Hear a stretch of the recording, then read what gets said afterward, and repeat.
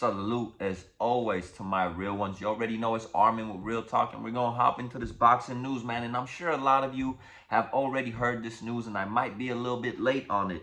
But Shakur Stevenson, I feel like he's been emotional lately. He hasn't been able to land the fights that he wants. He hasn't been able to get the paydays due to that he wants, and he went on to X and basically announced his retirement, saying that I'm officially retiring from the sport of boxing. I'll be in the gym forever, perfecting my craft, and helping the next generation become great and chase their dreams. But I ain't effing with this weak boxing game, bro. And what I gotta say about this, bro? First of all, Shakur Stevenson is definitely not gonna retire, man. We've seen the same thing happen with Teofimo Lopez when he was all in his feelings. I feel like Shakur Stevenson is emotional. And, I don't blame him at the same time, bro. I don't blame him. I make these videos and sometimes I might talk smack if I don't like a certain fight. Sometimes, I might criticize fighters. But, I always keep it respectful and I always keep it boxing, bro. I got a lot of respect for all these dudes that step into the ring, man. And Shakur Stevenson, he has a bright future ahead of him, man. Whether people rock with him or not. He's only 26 years old and he still has a lot of paydays out there for him to make millions of dollars. I believe he's too young. I believe he hasn't made the money to be serious about retiring. And I believe he's just emotional, man, and he's not able to land the fights that he wants. There's still fights like Lomachenko out there. There's still fights like Navarrete. There's even the Kambosos fight out there, man, that he could pick up some money from, bro. There's that big Gervonta Davis fight that everyone's talking about. I still feel like if in all reality it was true, he should have taken that fight from Devin Haney when he had the opportunity. For one reason or another, he passed on that, bro. He even passed on Navarrete. There's even a Frank Martin fight out there for him. There's too many fights out there for him to retire. And this is like also the dirty politics of boxing. And I feel like sometimes these boxers, they need to play chess, not checkers.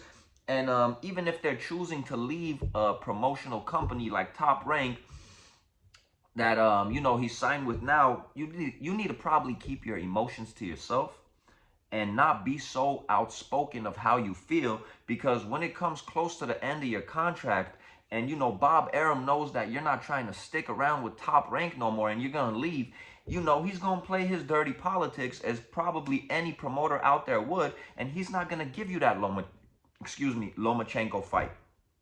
He's not going to give you these big fights where you can make big money, because he's like, well, why would I give it to him when he's not even going to rock with me anymore? Why am I going to give him a paycheck? And this is when the dirty politics come into play in boxing, bro.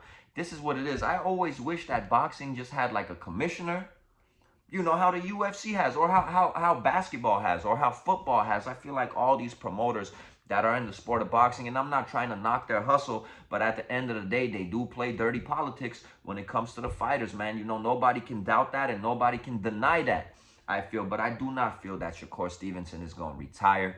Like I said, I feel like he has a bright future. I feel like he might just take a little time away, and we're probably going to be making a video in the future or in the near future about Shakur Stevenson announcing that he's coming back to boxing. Because like I said, you got to think about it, man.